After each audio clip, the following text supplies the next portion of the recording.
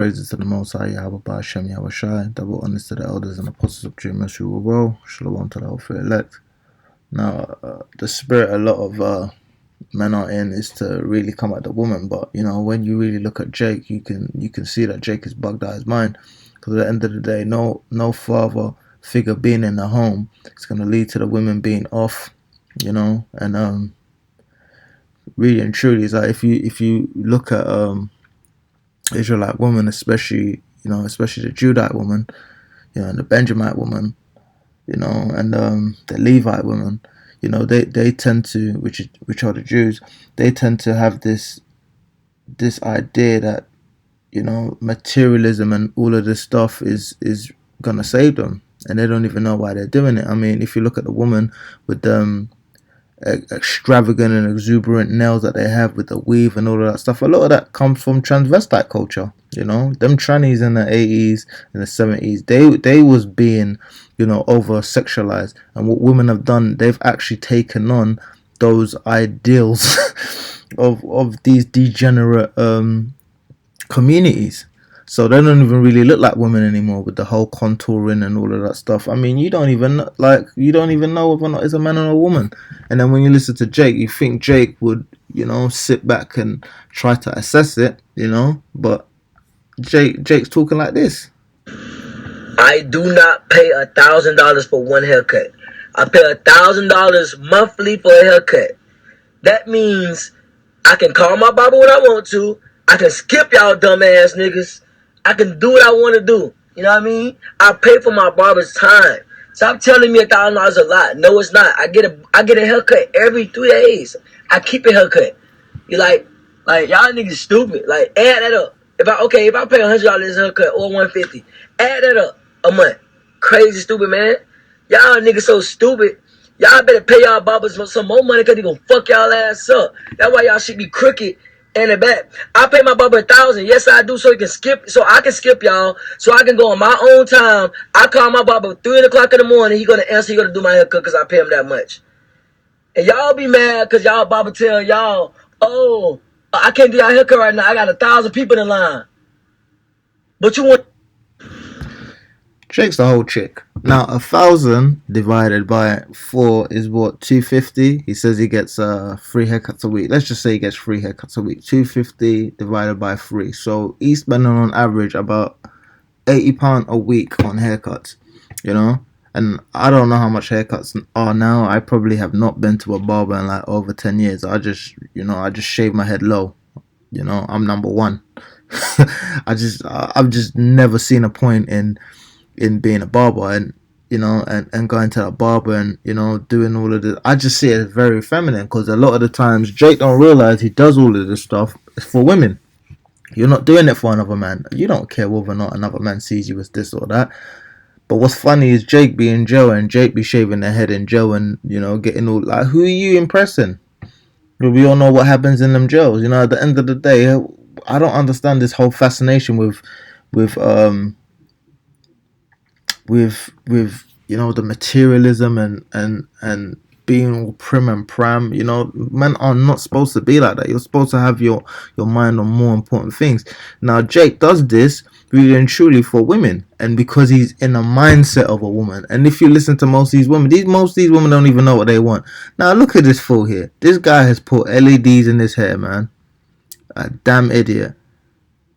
If it rains or this guy falls into a pool, he might damn near electrocute himself. You're doing the most extra stuff. This is the most feminine thing I've ever seen. Jake has turned into a whole chick, man.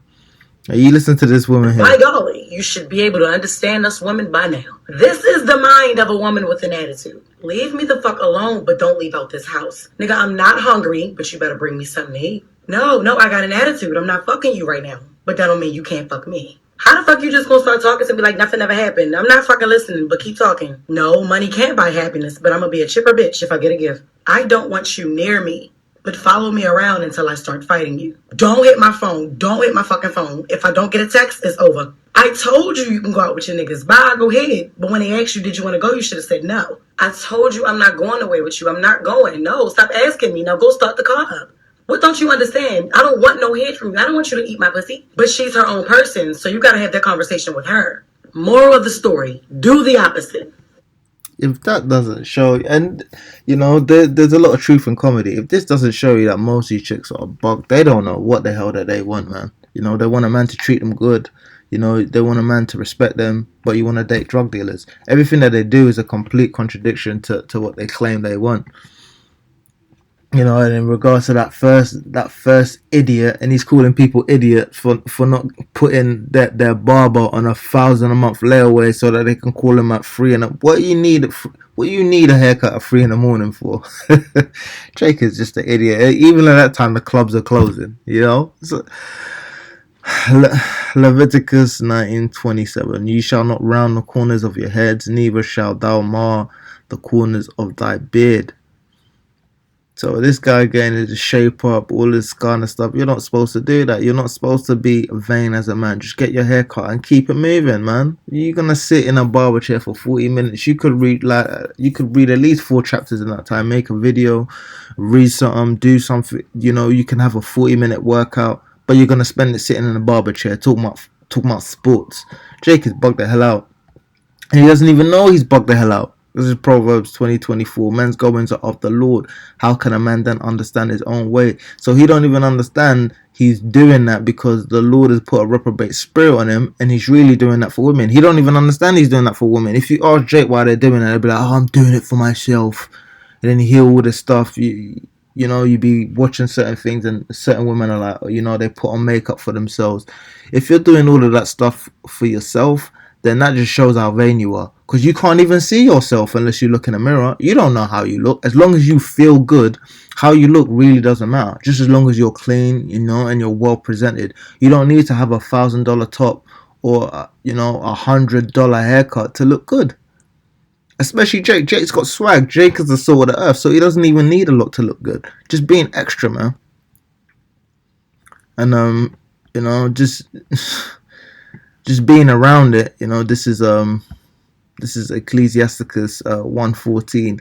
I have seen all the works that are done under the sun, and behold, all is vanity and vexation of spirit. You know, don't eat my pussy, but she got her own personality. I don't want to go nowhere, but start the car up. I mean, that's gonna be vexing if you're dealing with that. Can you imagine being a man and having to deal with that all day? This is why women are meant to stand on a man and not really, you know, be in a position where they can create chaos, because you're equal to somebody like that, and this person don't even know what they want. They're gonna say one thing, but they really mean another. You know, that's not conducive to a stable environment, man. That just breeds chaos and anarchy. That which is crooked cannot be made straight, and that which is wanting cannot be numbered. If you look into the word wanting, and I've done this before, it's like one of the meanings is deficient in intelligence. Now, this dude is calling people stupid, but you paying your barber £1,000 a month for haircuts when you could just put yourself on a level 1 and keep it moving. No one will even notice a difference. You know, and we're vexed in this place. You know. I'm going to start at 15. That which is crooked cannot be made straight, and that which is wanting cannot be numbered. I commune with mine own heart, saying, Lo, I am come to great estate, and have gotten more wisdom than all they that have been before me in Jerusalem. So, you know, you're in this truth. You might not be able to pay your bills. You not got a lot of money, and you know this dude out here spending $1,000 on a haircut. You know, that's vexing, man.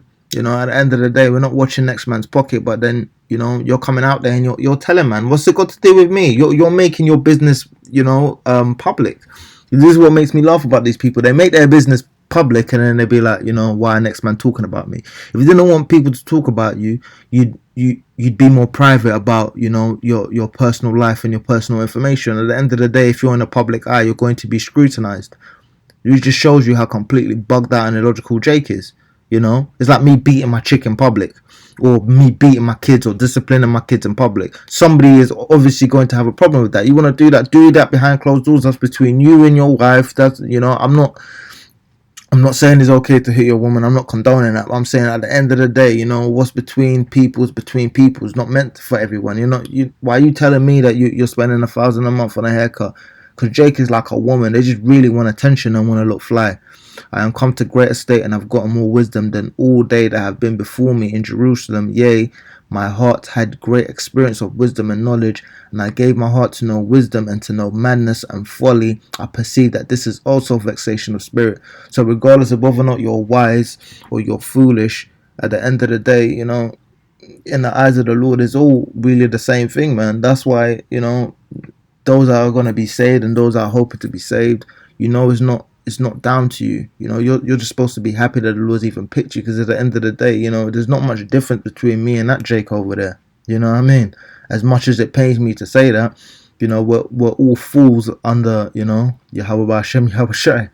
But he don't understand that, so he's gonna carry on in that reprobate spirit. And when all these things goes tits up, we'll see whether or not he's running to his barber. He's got, like, wow, with inflation going the way it is, you might have to prioritize over your haircut and eating that day. You know, and we're gonna see what choices people make. Ecclesiasticus 2:5. For gold is tried in a fire and acceptable men in a furnace of adversity. And this is one of the things that, you know, when you're seeking Yahweh B'Hashem Yahweh Shai, you have to deal with. You have to deal with vexation of spirit. You know, that's that fire trying you and refining you. Because after a while, you kind of become numb to it. You just look at Jake and you just laugh. You just turn your head. You just go about your business. You know, I don't even be tripping when I see Jake bugging out or acting like reprobates. I'm just trying to go about my business, go from A to B, and, you know, keep myself to myself and not bother with these people. Because you speak to Jake for 2 minutes and damn near everybody is bugged out, man. They don't have no understanding of what's going on. They be sitting there talking about Black Power, Illuminati, and all this other stuff, but you don't understand that everything ultimately comes from the Most High. Man, sitting there talking about, you know, the white man invented the Bible. Like, damn, really? This reprobate created this work. Okay, whatever you say, man. Then how come we don't live by it? This is Exodus 32:9. And the Lord said unto Moses, I have seen this people, and behold, it is a stiff-necked people. Now therefore let me alone, that my wrath may wax hot against them, and that I may consume them, and I will make thee a great nation. So this is how the Lord is gonna, you know, refine people through the fire. He's gonna have to set up these nukes and gonna have to burn Jake out, you know, because that's how you refine gold. You burn it and you get rid of the impurities. And this is how Jake is, because at the end of the day, that Jake is the salt of the earth, but he's got so much friggin' sand and seawater mixed in him that, you know, you're gonna have to burn it out and sift him and separate, you know, his true spirit from how Esau has turned him into a walking reprobate, man. You out here with $1,000 Armani jackets, you know, spending hundreds of dollars on haircuts, you know, chasing, you know, with all due respect to the women, what most women are, which are whores. You know, you're running out your wits end for these women. You know, you've made women and children your rulers, you know, and it's vexing. It's completely vexing. This is why we need the Lord to come and just renew this place. At the end of the day, man, Jake is not going to be able to come out of this by himself, man. Because Jake's idea of getting together is, you know, let's get some money together and build a community. And at the end of the day, you're building in captivity. You know, it's like you're in jail and you know you want to build a wing in a jail. You're building something that you're going to eventually be oppressed by, you know, and then when it's time for you to leave, you're gonna have to leave it behind anyway. So because it's not your place of rest, and you don't really truly own anything here, you know, you don't own anything anyway, because the Lord gives you everything that you need. But at the end of the day, the Lord is righteous, so he's not going to give you something and take it back if you act accordingly. But Esau, regardless of how much you seek to please him, he's always going to turn around and stab you in the back. So, you know, you working your ass off to please him he's a serpent. He's going to end up biting you anyway. All praises to the Most High, Yahweh B'Hashem Yahweh Shai, double honors to the elders and apostles of GMS who were well. Shalom to the